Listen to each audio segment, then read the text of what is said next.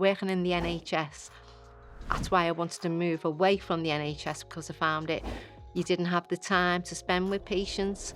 We were told we could only spend so many minutes on a call, and I hated that. If we went over that, we'd get called in. HR as such would be saying, why were you doing that with that patient? Why were you spending the time, whereas there was other patients waiting? I love looking after people. When I go for my surgery, I would have liked to met someone that I could see face to face that had actually had it done. Until you've seen someone face to face that has actually gone through it, I don't think it's real. It doesn't become real until you do actually meet someone.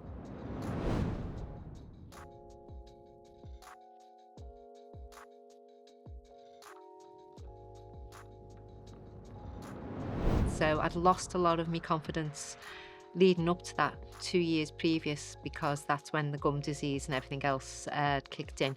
And then it got to the stage where I didn't want to go out, didn't want to socialise. I'd lost quite a lot of weight because I wasn't eating properly.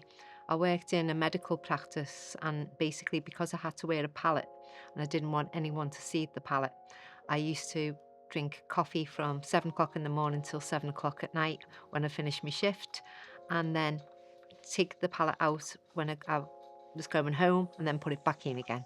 So it changed my life basically.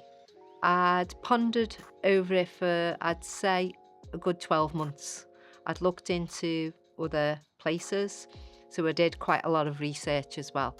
And then I actually got one of the partners who I worked with to sort of look into 21D as well.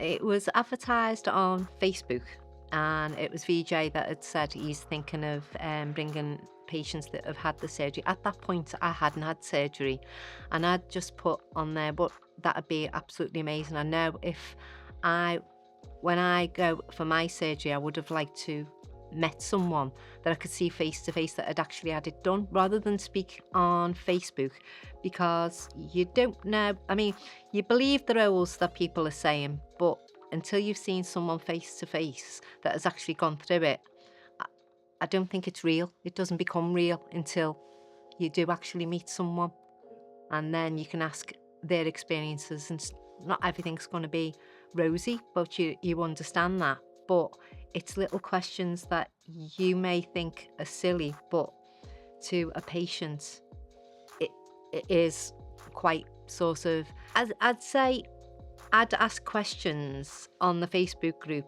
and I'd get the same answer over and over again, but it wasn't the answer that I was looking for.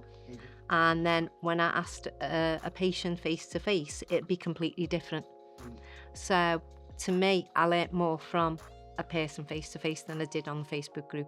So I sort of removed myself away from the Facebook group for a while, because as well, you get a lot of negative things on there as well. And then I think a negative thing can put you off. And it did. It did me for a good 4 or 5 months. So I removed myself away from that. And then I made friends with one of the patients and then spoke to her. I must admit, I watched VJ roles and Jason's and Stratos over and over again. I watched their reels, and I found that was more informative, especially VJ's, because he spoke in sort of a manner that you could understand. It wasn't clinical all the time. So that I found more informative than watching the Facebook group. Yeah, to give a bit of empathy to people, because you get a lot of people that are nervous. I mean, I was terrified of dentists, had a bad experience years ago and it put me off. I had white coat syndrome, you name it, I think I had it. I had a gag and reflux. When people were saying on the Facebook group, you've got to breathe, make sure you're breathing. That was my main fear. When they were saying that, breathing, I'm thinking, wait a minute, am I going to be stuck there for like 2 or 3 hours and I'm going to breathe? I had a broken nose from when I was a child, and I'm thinking, I breathe through my mouth, not through my nose. Oh my God, I'm not going to be able to do this surgery. So it was little things like that that you can ask a patient face to face, but you feel stupid putting it on a Facebook group, because people will think, well, you think people will think, she's stupid asking a question like that. Whereas face to face, you can sort of get the real feedback. So that's what made me sort of want to do this. And plus the fact I love looking after people. That's what I wanted to do, that working in the NHS. That's why I wanted to move away from the NHS, because I found you didn't have the time to spend with patients. So I worked in a medical practice. So it was a GP's practice, an orthodontist. We had our own physios. We did our own bloods and minor surgeries. So I worked on the front desk, speaking to patients, booking them in for appointments. But I also worked on the phones as well, booking the appointments in over the phone. But if we had like patients that had, say, ADHD and suicidal thoughts, we had to go off a role, basically saying, oh, well, if it was suicidal, it'll be contact the crisis line, do this. But you know yourself, if you're feeling that way, they would just want to talk to someone. By talking to someone, it helps more than just saying to them, oh, go and contact this. And people with like ADHD, they talk quite a lot. Yeah. So they're trying to get their things over, whereas we were told we could only spend so many minutes on a call. And I hated that.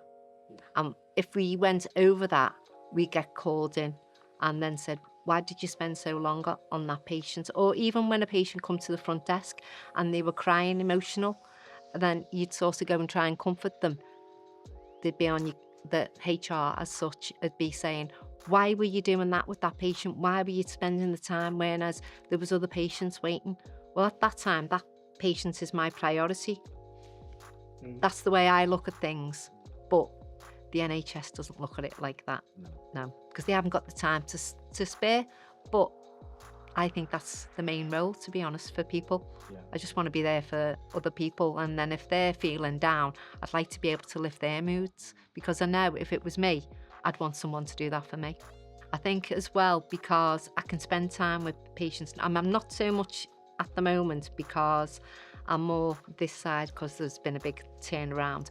So like when they come through the door and they're asking for like the clinical assessments to say what is going to happen, because a lot of them don't want to know what's going to happen for the x-rays and things. They want to know the actual surgery part of it, and then how I got on with that. So I've got like pictures on my phone that I've gone through from day one, basically, and gone, for this has been day one, but not everyone's the same.